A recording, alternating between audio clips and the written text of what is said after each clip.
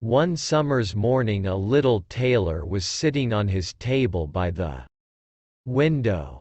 He was in good spirits, and sewed with all his might. Then came a peasant woman down the street crying, "Good jams, cheap! Good jams, cheap!" This rang pleasantly in the tailor's ears. He stretched his delicate head out of the window, and called, "Come up here, dear woman. Here you will get rid of your goods."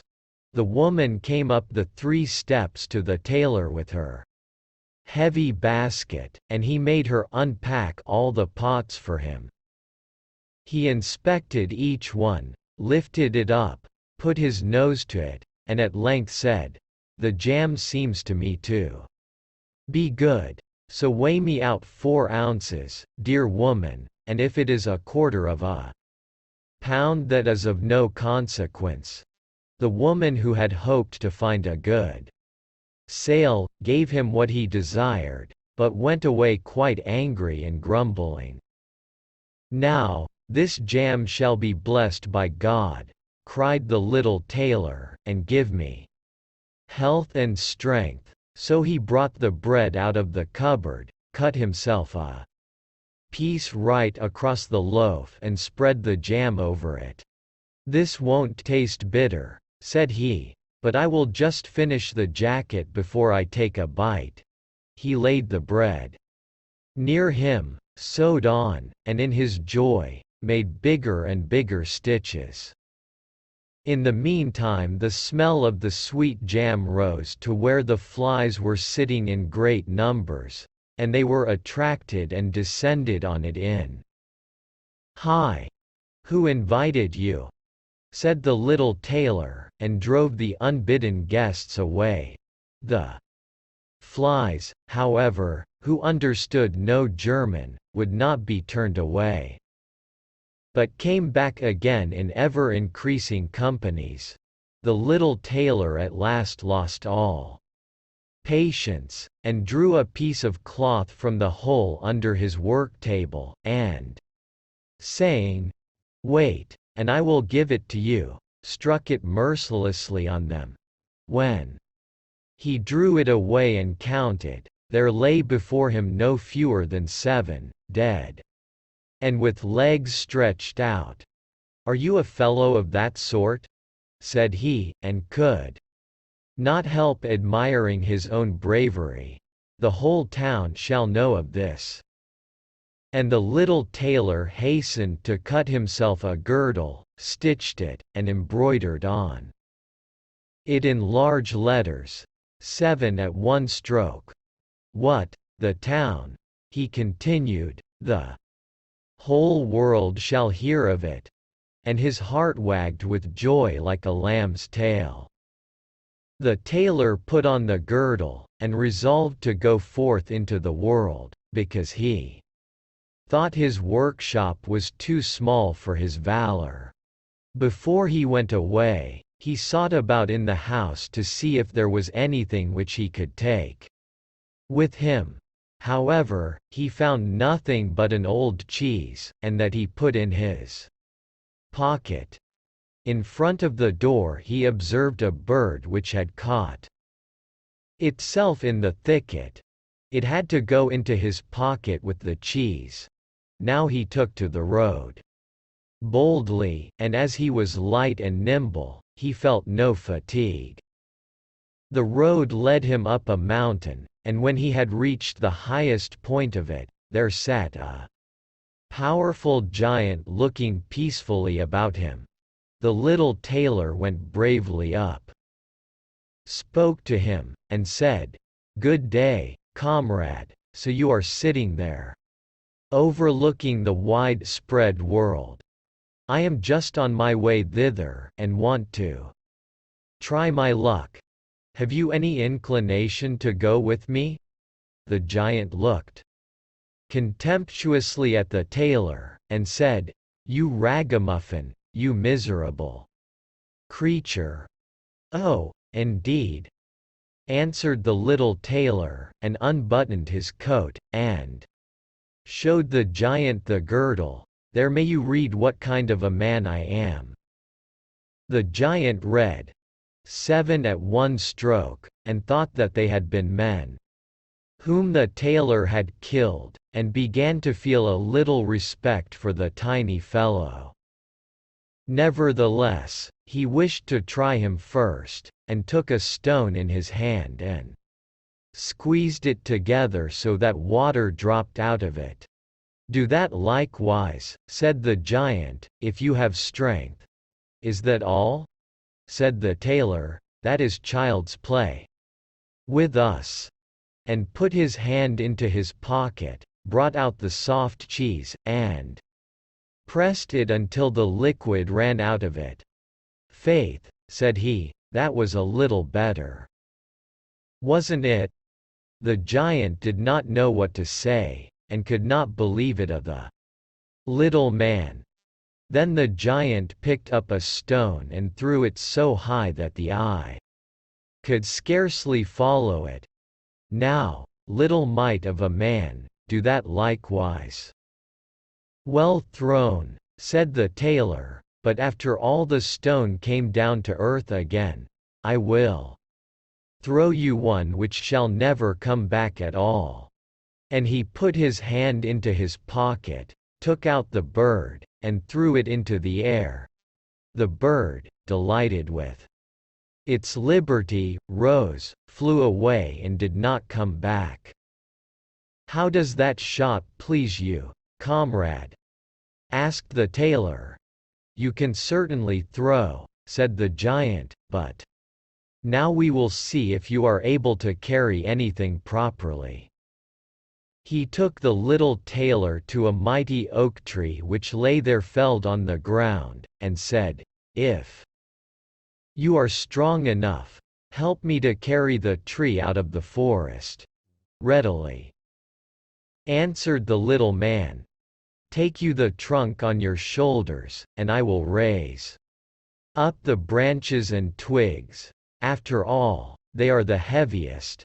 The giant took the trunk on his shoulder, but the tailor seated himself on a branch, and the giant, who could not look round, had to carry away the whole tree, and the little tailor into the bargain. He behind, was quite merry and happy, and whistled the song. 3 tailors rode forth from the gate, as if carrying the tree were child's play. The giant, after he had dragged the heavy burden part of the way, could go no further, and cried, "Hark you! I shall have to let the tree fall." The tailor sprang nimbly down, seized the tree with both arms as if he had been carrying it, and said to the giant, "You are such a great fellow, and yet cannot even carry the tree." They went on together, and as they passed a cherry tree, the giant laid hold of the top of the tree where the ripest fruit was hanging, bent it down, gave it into the tailor's hand, and bade him eat. But the little tailor was much too weak to hold the tree, and when the giant let it go, it sprang back again, and the tailor was tossed into the air with it. When he had fallen down again without injury, the giant said, "What is this? Have you not strength enough to hold the weak twig?" "There is no lack of strength," answered the little tailor. "Do you think that could be anything to a man who has struck down 7 at one blow? I leapt over the tree because the huntsmen are shooting down there in the thicket. Jump as I did, if you can do it." The giant made the attempt, but he could not get over the tree, and remained hanging in the branches, so that in this also the tailor kept the upper hand. The giant said, "If you are such a valiant fellow, come with me into our cavern and spend the night with us." The little tailor was willing, and followed him. When they went into the cave, Other giants were sitting there by the fire, and each of them had a roasted sheep in his hand and was eating it. The little tailor looked round and thought, "It is much more spacious here than in my workshop." The giant showed him a bed, and said he was to lie down in it and sleep. The bed, however, was too big for the little tailor. He did not lie down in it, but crept into a corner. When it was midnight, and the giant thought that the little tailor was lying in a sound sleep, he got up, took a great iron bar, cut through the bed with one blow, and thought he had finished off the grasshopper for good. With the earliest dawn the giants went into the forest, and had quite forgotten the little tailor, when all at once he walked up to them, quite merrily and boldly. The giants were terrified, they were afraid that he would strike them all dead, and ran away in a great hurry. The little tailor went onwards, always following his own pointed nose. After he had walked for a long time, he came to the courtyard of a royal palace, and as he felt weary, he lay down on the grass and fell asleep. Whilst he lay there, the people came and inspected him on all sides, and read on his girdle, "7 at one stroke." "Ah," said they, "what does the great warrior want here in the midst of peace? He must be a mighty lord." They went and announced him to the king, and gave it as their opinion that if war should break out, this would be a weighty and useful man who ought on no account to be allowed to depart. The counsel pleased the king, and he sent one of his courtiers to the little tailor to offer him military service when he awoke. The ambassador remained standing by the sleeper, waited until he stretched his limbs and opened his eyes, and then conveyed to him this proposal. "For this very reason have I come here," the tailor replied. "I am ready to enter the king's service." He was therefore honorably received, and a special dwelling was assigned him. The soldiers, however, were set against the little tailor, and wished him 1,000 miles away. "What is to be the end of this?" they said among themselves. "If we quarrel with him, and he strikes about him, 7 of us will fall at every blow. Not one of us can stand against him." They came therefore to a decision, betook themselves in a body to the king, and begged for their dismissal. "We are not prepared," said they, "to stay with a man who kills 7 at one stroke." The king was sorry that for the sake of one he should lose all his faithful servants, wished that he had never set eyes on the tailor, and would willingly have been rid of him again, but he did not venture to give him his dismissal, for he dreaded lest he should strike him and all his people dead, and place himself on the royal throne. He thought about it for a long time, and at last found good counsel. He sent to the little tailor and caused him to be informed that as he was a great warrior, he had one request to make to him. In a forest of his country lived 2 giants, who caused great mischief with their robbing, murdering, ravaging, and burning, and no one could approach them without putting himself in danger of death, if the tailor conquered and killed these 2 giants, he would give him his only daughter to wife, and half of his kingdom as a dowry. Likewise 100 horsemen should go with him to assist him. "That would indeed be a fine thing for a man like me," thought the little tailor. One is not offered a beautiful princess and half a kingdom every day of one's life. Oh, yes, he replied, I will soon subdue the giants, and do not require the help of the 100 horsemen to do it. He who can hit 7 with one blow has no need to be afraid of 2. The little tailor went forth, and the 100 horsemen followed him. When he came to the outskirts of the forest, he said to his followers, just stay waiting here, I alone will soon finish off the giants. Then he bounded into the forest and looked about right and left. After a while he perceived both giants. They lay sleeping under a tree, and snored so that the branches waved up and down. The little tailor, not idle, gathered 2 pockets full of stones, and with these climbed up the tree. When he was halfway up, he slipped down by a branch, until he sat just above the sleepers, and then let one stone after another fall on the breast of one of the giants. For a long time the giant felt nothing. But at last he awoke, pushed his comrade, and said, Why are you knocking me? You must be dreaming, said the other. I am not knocking you.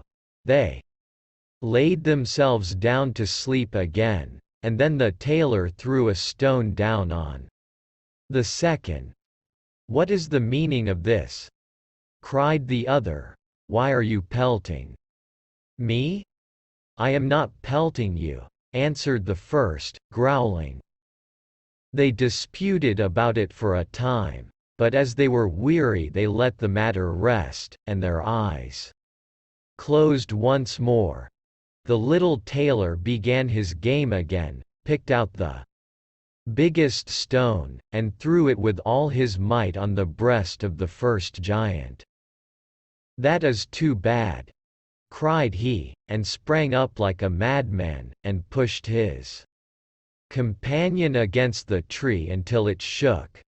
The other paid him back in the same coin, and they got into such a rage that they tore up trees and belabored each other so long, that at last they both fell down dead on the ground at the same time. Then the little tailor leapt down.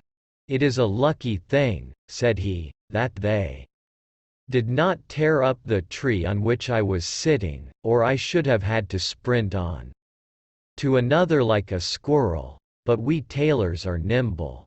He drew out his sword and gave each of them a couple of thrusts in the breast, and then went out to the horsemen and said, The work is done. I have finished both of them off. But it was hard work.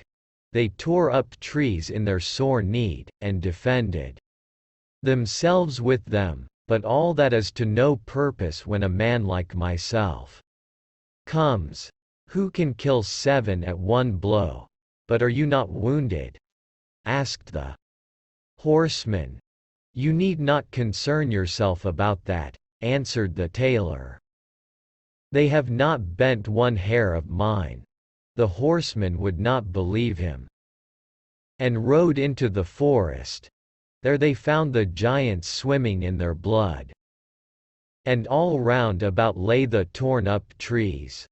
The little tailor demanded of the king the promised reward. He, however, repented of his promise, and again bethought himself how he could get rid of the hero. Before you receive my daughter and the half of my kingdom, said he to him, you must perform one more heroic deed.